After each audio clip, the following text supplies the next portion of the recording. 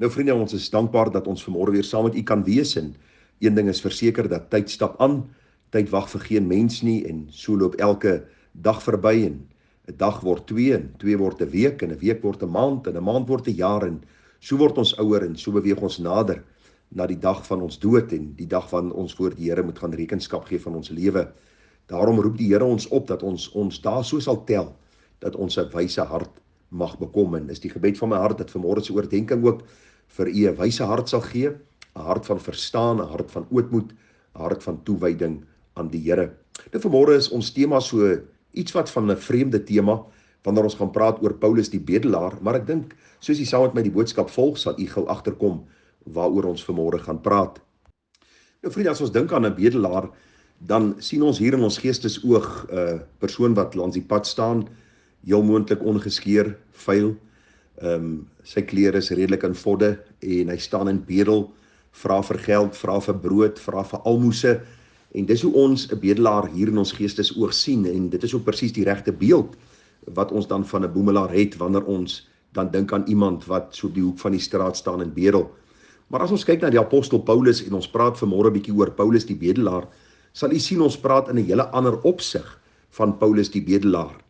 En ons sal sien uit die woord van die Here dat Paulus ook, vriende, werklik mense smeek en by hulle pleit en by hulle aandring dat hulle 'n lewe moet lewe wat die Here welbehaaglik is. En volg saam met my en u sal sien hoe Paulus eintlik soos 'n bedelaar vir geld bedel en vir kos bedel en vir almoses bedel, hoe Paulus ook dieselfde gesindheid inneem van 'n bedelaar, van iemand wat homself onder mense stel en sê, ek pleit by julle, ek smeek julle, dat julle met God sal versoen en dan 'n lewe sal leef wat God welbehaaglik is. So kom ons vat gou Efesiërs 4 vers 1 en ons werk bietjie deur dit en ons kyk bietjie na verskillende plekke in die Bybel waar Paulus by mense aandring en by hulle pleit en die Engelse woordjie is om te beg, om werklik by hulle aan te dring dat hulle saak met die Here moet skik en kom ons kyk vanmôre bietjie wat die Here vir ons leer.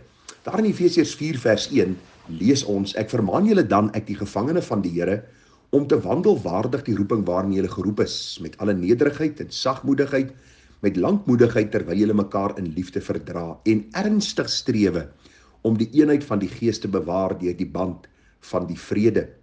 Nou in die Engelse taal lees dit, as a prisoner of the Lord, I beg you to live in a way that is worthy of the people God has chosen to be his own.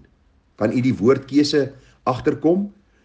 Ernstig strewe, in die Engels is eintlik I beg you, ek pleit by jou, ek smeek vir jou, dat jy werklik 'n lewe sal lewe, wat waardig is, die lewe van 'n kind van die Here. Nou vriende, ons kyk deur Paulus se bediening, dan sien ons telke male dat Paulus soos 'n bedelaar eintlik voor mense gestaan het en by hulle gesmeek het en by hulle gepleit het, dat hulle 'n lewe sal leef wat God welbehaaglik is. Ons dink daar in Handelinge 26 vers 1, waar hy voor koning Agrippa staan en Paulus sê daarin, of Lukas skryf oor Paulus se ontmoeting met Agrippa en ek lees vir u Handelinge 26 vers 1. Agrippa sê vir Paulus, dit is jou vergun om vir jouself te spreek. Toe steek Paulus sy hand uit en verdedig homself. En hy sê, ek ag my gelukkig, koning Agrippa, dat ek voor u vandag gaan verdedig in verband met alles waarvan ek deur die Jode beskuldig word. Veral omdat u bekend is met al die sedes en vraagstukke onder die Jode. Daarom versoek ek u om my geduldig aan te hoor. Hierdie woordjie versoek ek u is presies dieselfde woord as wat hy in Efesiërs 4 vers 1 gebruik, waar hy ernstig strewe, waar hy ernstig pleit, dat Agrippa hom geduldig sal aanhoor en dan die evangelie sal aanhoor en dan 'n besluit sal maak om dan die Here te volg.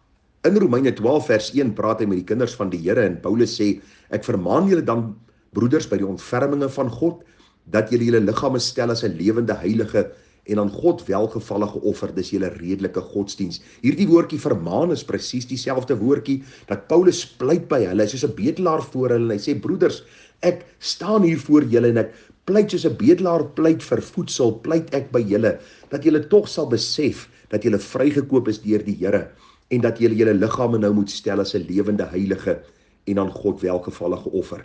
En dan kom hy in 2 Korintiërs 5 vers 20 en dieselfde gedagte kom na vore. Hy sê ons tree dan op as gesande om Christus wil, asof God deur ons vermaan. Ons bid julle om Christus wil, laat julle met God versoen. Weereens die woorde, asof God deur ons vermaan. Dis asof Paulus sê, ek kan nie meer ernstig oorkom na julle, maar ek kom ook met hierdie gesindheid van ek pleit by julle, dat julle met God sal versoen. En die vraag wat miskien in ons harte na vore kom, waarom sal Paulus hierdie bedelaargesindheid inneem? Hierdie gesindheid van absoluut om onder mense te kom en voor hulle eintlik te pleit en te smeek dat hulle met God sal versoen, dat as hulle kinders van die Here is, dat hulle heilig en onberispelik voor die Here sal lewe, dat hulle soos Efesiërs 4 vers 1 vir ons sê, waardig sal wandel die roeping waarmee hulle geroep is. En ag, vriende, daar is so 2, 3, 4 antwoorde wat ons vir u kan gee. Jy sien, Paulus pleit en smeek en soebat dat mense waardig voor die Here sal wandel. Want in die eerste plek, as hulle nie waardig wandel nie, sal God se naam oneer lei. God se naam, vriende, sal belaster word. God sal nie verheerlik word as mense nie waardig wandel die roeping waarmee hulle geroep is nie. Nog 'n gedagte waarom Paulus so pleit by mense en waarom hy amper hierdie gesindheid van 'n bedelaar inneem, hulle sal nie die geestelike seëninge beleef wat God vir sy kinders in gedagte het nie. U sien, wanneer ons vrygekoop is, dan behoort ons aan God se koninkryk en behoort ons anders te leef, en doen ons dit nie, dan beleef ons hierdie hartseer gevolge van ongehoorsaamheid aan die Here. 'n Ander rede waarom Paulus so pleit en smeek is, vriende, dat die kerk van Jesus kan nie na behore funksioneer in 'n goddelose wêreld as kinders van die Here nie hulle self voor die Here stel as mense wat waardig wandel die roeping waarmee hulle geroep is nie.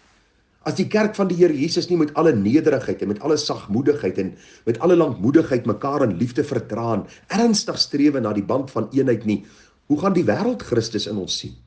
Daarom is dit belangrik dat ons Paulus sal sien wat hier voor hierdie mense staan en hy pleit by hulle, dat hulle tog sal sien en sal verstaan dat sy hart 'n hart is van een wat hulle oproep tot toewyding aan die Here, juis omdat die kerk van die Here Jesus alleen reg kan funksioneer in 'n krom en verdraaide geslag as die kinders van God lewe om God te verheerlik. Nog 'n rede, vriende, die wêreld kan nie Jesus sien soos hulle hom behoort te sien as ons nie waardig wandel die roeping waarmee ons geroep is nie. So Paulus kom en hy pleit by koning Agrippa dat hy hom moet bekeer. Hy kom by die kerk van die Here Jesus en hy pleit by hulle dat hulle waardig die roeping sal wandel waarmee hulle geroep is. En vanmôre kom hierdie selfde roepstem na ons, dat die Here ook vir ons sê, dat ons seker sal maak ons behoort aan hom, en as ons aan hom behoort, dan pleit ek by u, dat ons waardig sal wandel die roeping waarmee die Here ons geroep het. Luister vriende, ons is nie net gered, om maar net bloot aan te gaan soos ons voorheen gelewe het nie. Ons is gered om nou vir die wêreld te wys, ons behoort aan 'n nuwe koninkryk en 'n nuwe koning regeer oor ons lewe. Die koning van die konings, die Here van die leerskare. En die vraag is, wat sal my motiveer om so 'n lewe te leef? Verseker omdat ons vrygekoop is van ons sonde, omdat ons losgemaak is van die vloek van die oordeel, van die hel uit die koninkryk van die Satan oorgebring is na die koninkryk van die lig, maar 'n groter motivering vir my vriende is ons liefde en ons passie vir die Here Jesus Christus en die begeerte om te wees soos ons redder. Ag, ek dink aan daardie pragtige gesang 40, daar in die 5de vers, en ek gaan vir u hierdie vers net lees.